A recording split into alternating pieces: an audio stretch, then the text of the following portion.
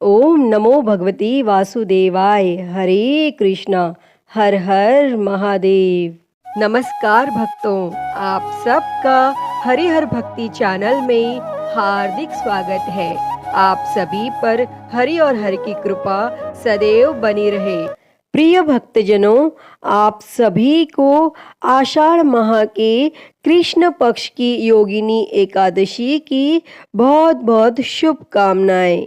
श्री हरि भगवान विष्णु की कृपा आप और आपके समस्त परिवार पर सदैव बनी रहे।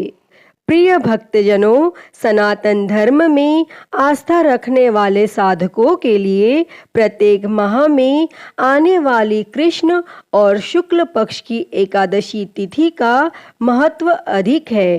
पौराणिक ग्रंथों में भी प्रत्येक एकादशी का अपना अलग महत्व बताया गया है। इन्हीं विशेषताओं के कारण इनके नाम भी भिन्न भिन्न रखे गए हैं। वर्ष भर में कुल मिलाकर 24 एकादशियां होती हैं।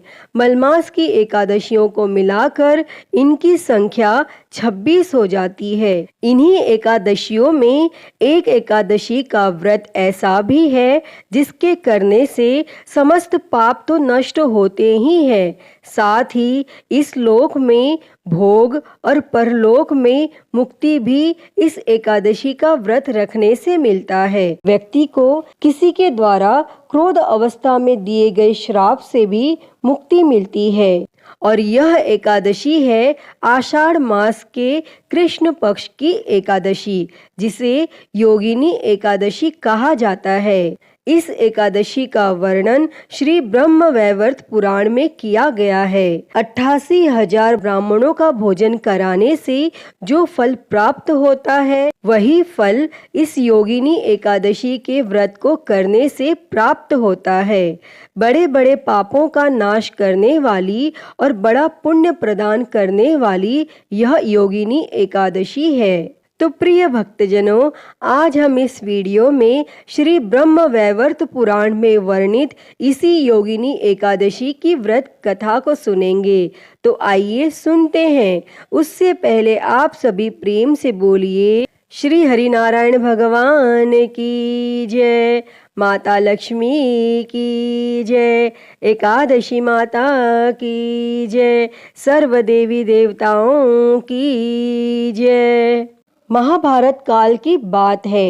एक समय धर्मराज युधिष्ठिर ने भगवान श्री कृष्ण से कहा कि हे त्रिलोकी नाथ, मैंने ज्येष्ठ माह के शुक्ल पक्ष की निर्जला एकादशी की कथा सुनी, जिसे सुनकर मुझे बहुत अच्छा लगा। अब आप कृपा करके मुझे आषाढ़ माह के कृष्ण पक्ष की एकादशी का नाम तथा महात्म्य क्या है सब वर्णन कीजिए। तब भगवान श्री कृष्ण बोले, हे राजन, आषाढ़ माह के कृष्ण पक्ष की एकादशी का नाम योगिनी एकादशी है।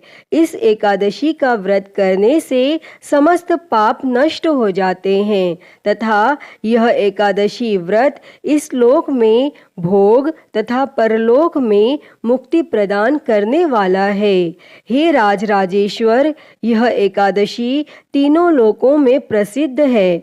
मैं आपसे श्री ब्रह्म वैवर्त पुराण में बताई हुई एक कथा को कहता हूँ, उसे आप ध्यान पूर्वक सुनिए।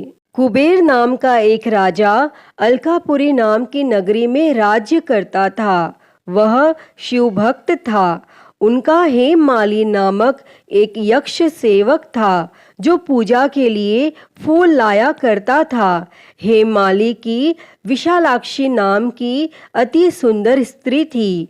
एक दिन वह मानसरोवर से पुष्प लेकर आया, किंतु कामासक्त होने के कारण पुष्पों को रखकर अपनी स्त्री के साथ रमण करने लगा और इस भोग विलास में दोपहर हो गई। और तब हेममाली की राह देखते देखते जब राजा कुबेर को दोपहर हो गई तो उसने क्रोध पूर्वक अपने सेवकों को आज्ञा दी कि तुम लोग जाकर पता लगाओ कि हेममाली अभी तक पुष्प लेकर क्यों नहीं आया। और जब सेवकों ने उसका पता लगा लिया तो राजा के पास जाकर बताया, हे राजन, वह हेममाली अपनी स्त्री के साथ रमण कर रहा है।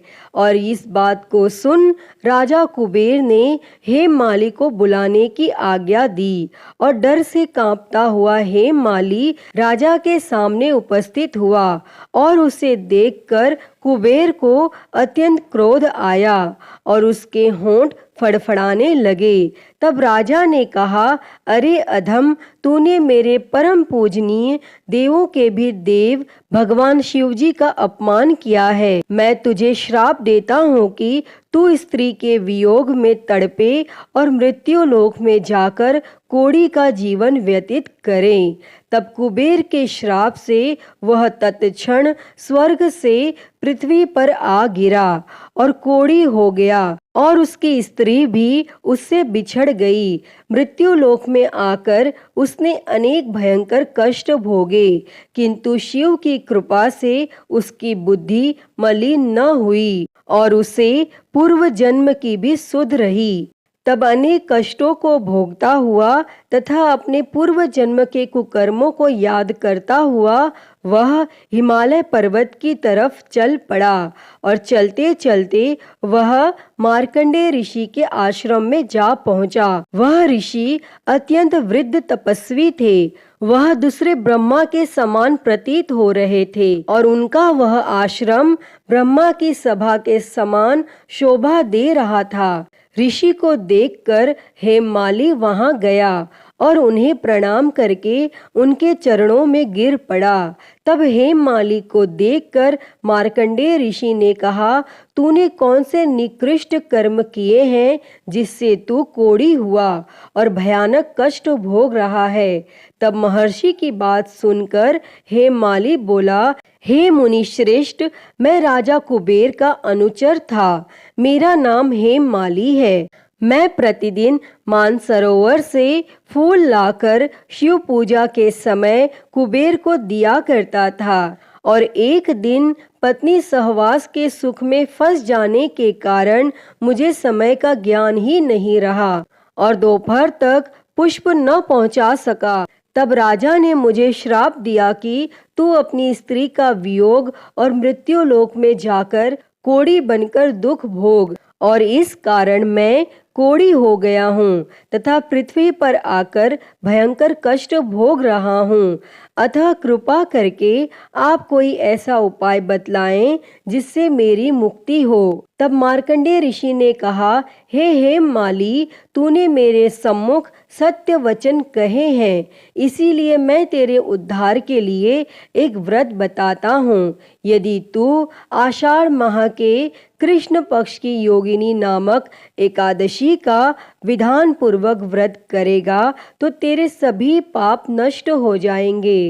और महर्षि के वचन सुन हेममाली अति प्रसन्न हुआ और उनके वचनों के अनुसार योगिनी एकादशी का विधान पूर्वक व्रत करने लगा और इस व्रत के प्रभाव से अपने पुराने स्वरूप में आ गया और अपनी स्त्री के साथ सुखपूर्वक रहने लगा। तब भगवान श्री कृष्ण युधिष्ठिर से बोले, हे राजन, इस योगिनी एकादशी की कथा का फल 88,000 ब्राह्मणों को भोजन कराने के बराबर है। इस एकादशी के व्रत से समस्त पाप दूर हो जाते हैं और अंत में साधक को स्वर्गलोक की प्राप्ति होती है। अतः प्रिय भक्तजनों, मनुष्य को पूजा आदि धर्म कार्यों में आलस्य या प्रमाद नहीं करना चाहिए, अपितु मन को संयमित करके सदैव ईश्वर की सेवा में तत्पर रहना चाहिए। इस कलयुग में कोढ़ जैसे रोग से मुक्ति पाने के लिए मनुष्य को योगिनी एकादशी का व्रत श्रद्धा पूर्वक करना चाहिए, क्योंकि यह व्रत समस्त पापों का नाश करने वाला तथा उपासक को सभी प्रकार के भौतिक पदार्थों को प्राप्त कराने वाला यह उत्तम व्रत है। इस व्रत के प्रभाव से उत्तम संतान की प्राप्ति होती है। अतः हे श्री हरिनारायण भगवान जी, इस योगिनी एकादशी की व्रत कथा को कहते, सुनते और हुंकारा भरते पर सदैव अपनी कृपा बनाए रखना। तो सभी प्रेम से बोलिए श्री हरि भगवान विष्णु की जय, माता लक्ष्मी की जय, एकादशी माता की जय। तो प्रिय भक्तों, आइए अब सुनते हैं श्री हरि भगवान विष्णु के परम भक्त की कथा। कथा के अनुसार क्षीर सागर में त्रिकुट नामक 10,000 योजन ऊंचा पर्वत था। वहाँ महात्मा श्री वरुण देव का ऋतुमान नामक क्रीड़ा कानन था, जिसके चारों ओर दिव्य वृक्ष लगे हुए थे और वहाँ पर एक शक्तिशाली गजेंद्र बहुत सी हथनियों के साथ रहता था।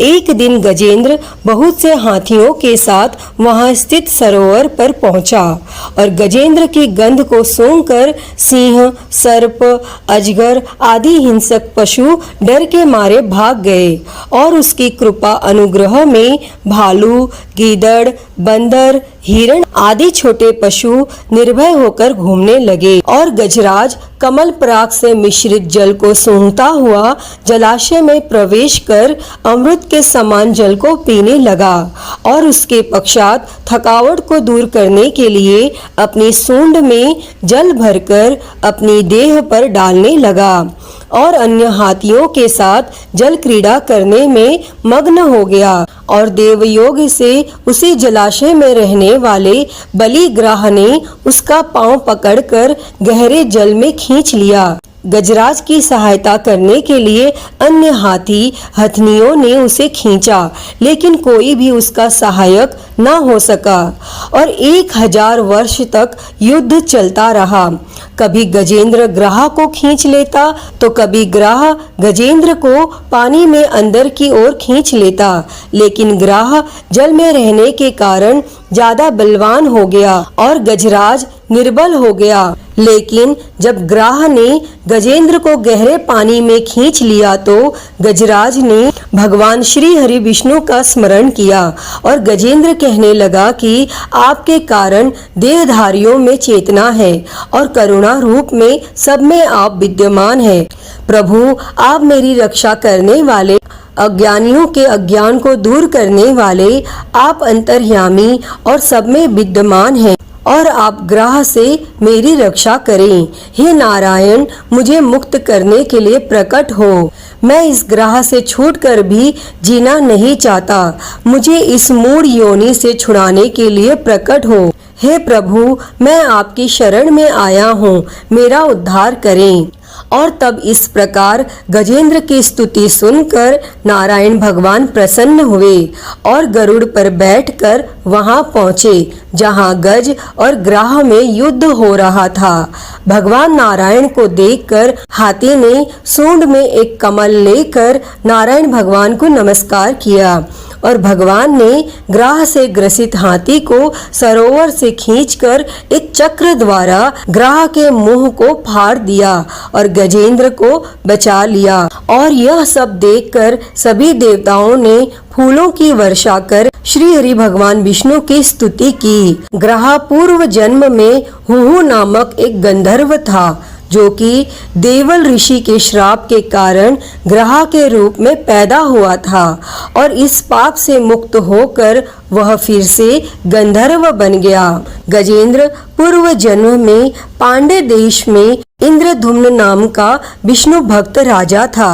एक बार जब वह राजा मलय पर्वत पर तपस्या कर रहे थे तो तब अगस्त्य मुनि वहां पहुंचे और तप में लीन राजा को अगस्त्य ऋषि के आने का आभास न हुआ और अतिथि सत्कार के अभाव होने पर ऋषि ने राजा को पशु योनि में जन्म लेने का श्राप दिया। लेकिन भगवान श्री हरि विष्णु की कृपा से इस योनि में भी उसे पूर्व जन्म का ध्यान बना रहा और वह भगवान विष्णु की कृपा से अपने श्राप से मुक्त हो गया। विष्णु भगवान की कृपा प्राप्त कर वह भगवान विष्णु जी का पार्षद बन गया और भगवान श्री हरि विष्णु के लोक पहुंच गया। तो प्रिय भक्तों, गजेंद्र मोक्ष की कथा सुनने से गजेंद्र की ही तरह संसार से छूटकर भगवान विष्णु के लोक को प्राप्त होता है। हे श्री हरि नारायण भगवान जी, जैसी कृपा आपने गजेंद्र पर करी, वैसी ही कृपा गजेंद्र मोक्ष की इस कथा को सुनने, कहने और हुंकारा भरने वाले पर सदैव करना। तो बोलिए जय श्री हरि विष्णु। प्रिय भक्तजनों, आज हम सुनेंगे एकादशी की एक बड़ी ही दुर्लभ कथा कि भगवान विष्णु ने कैसे एक सुंदरी का रूप लेकर एक राजा की परीक्षा ली। तो आइए सुनते हैं। उससे पहले आप सभी प्रेम से बोलिए श्री लक्ष्मी नारायण भगवान की जय, एकादशी माता की जय, सर्व देवी देवताओं की जय। एक समय की बात है, एक राजा था और उसके राज्य में सभी प्रजा सुखी थी और राजा के राज्य में एकादशी को कोई भी अन्न नहीं बेचता था और सभी लोग फलाहार करते थे। एक बार भगवान विष्णु ने राजा की परीक्षा लेनी चाहिए। तब भगवान ने एक सुंदरी का रूप धारण किया तथा सड़क पर बैठ गए और उसी समय वह राजा उधर से निकला और उस सुंदरी को देख चकित रह गया। तब उस राजा ने पूछा, हे सुंदरी, तुम कौन हो और इस तरह यहाँ क्यों बैठी हो? तब वह सुंदर स्त्री बने भगवान विष्णु बोले, मैं निराश्रिता हूँ, नगर में मेरा कोई जाना पहचाना नहीं है, किससे सहायता मांगू? और वह राजा उसके रूप पर मोहित हो गया था। तब राजा ने बोला, तुम मेरे महल में चलकर मेरी रानी बनकर रहो। तब वह सुंदरी बोली, मैं तुम्हारी बात मानूंगी, पर तुम्हें राज्य का अधिकार मुझे सौंपना होगा और राज्य पर मेरा पूर्ण अधिकार होगा। मैं जो भी बनाऊंगी तुम्हें खाना होगा। और वह राजा उस सुंदरी के रूप पर मोहित था, अतः उस राजा ने उस सुंदरी की सभी शर्तें स्वीकार कर ली। तब अगले दिन एकादशी थी। तब उस सुंदरी ने हुक्म दिया कि बाजारों में अन्य दिनों की तरह अन्न बेचा जाए और उसने घर में मांस मछली आदि पकवाए तथा परोस कर राजा से खाने के लिए कहा। और यह देखकर वह राजा उस सुंदरी से बोला, रानी, आज एकादशी है, मैं तो केवल फलाहार ही करूंगा। तब रानी ने शर्त याद दिलाई और वह बोली, या तो खाना खाओ, नहीं तो मैं बड़े राजकुमार का सिर काट लूंगी। तब राजा ने अपनी इस स्थिति को बड़ी रानी से कही तो बड़ी रानी बोली, महाराज, धर्म न छोड़े, बड़े राजकुमार का सिर दे दें, पुत्र तो फिर मिल जाएगा पर धर्म नहीं मिलेगा। और इसी दौरान बड़ा राजकुमार खेलकर आ गया और माँ की आंखों में आंसू देखकर वह रोने का कारण पूछने लगा। तब माँ ने उसे सारी बात बता दी। तब वह राजकुमार बोला, मैं सिर देने के लिए तैयार हूँ, पिताजी के धर्म की रक्षा होगी और जरूर होगी। और वह राजा दुखी मन से राजकुमार का सिर देने को तैयार हुआ। तो रानी के रूप से भगवान विष्णु ने प्रकट होकर असली बात बताई और कहा, हे राजन, तुम इस कठिन परीक्षा में पास हुए। और भगवान विष्णु ने प्रसन्न मन से राजा से वर मांगने को कहा। तो वह राजा बोला, आपका दिया सब कुछ है, हमारा उद्धार करें। और उसी समय वहां एक विमान उतरा और राजा ने अपना राज्य पुत्र को सौंप दिया और विमान में बैठकर परम धाम को चला गया। हे भगवान जी, जैसी कृपा आपने राजा पे की, वैसी ही कृपा इस कहानी को कहते, सुनते और हुंकारा भरते सब पर करना, सभी के मनोरथ को पूर्ण करना। तो सभी प्रेम से बोलिए श्री लक्ष्मी नारायण भगवान की जय, एकादशी माता की जय। प्रिय भक्तजनों, तो मैं उम्मीद करती हूँ कि आपको यह कहानी पसंद आई होगी और अगर वीडियो अच्छी लगी हो तो इसे लाइक करें, ज़्यादा से ज़्यादा शेयर करें और कमेंट में श्री लक्ष्मी नारायण भगवान की जय लिखना ना भूलें। और हरि हर भक्ति चैनल को सब्सक्राइब कर नोटिफिकेशन बेल को ज़रूर ऑन कर लें। हर हर महादेव। धन्यवाद।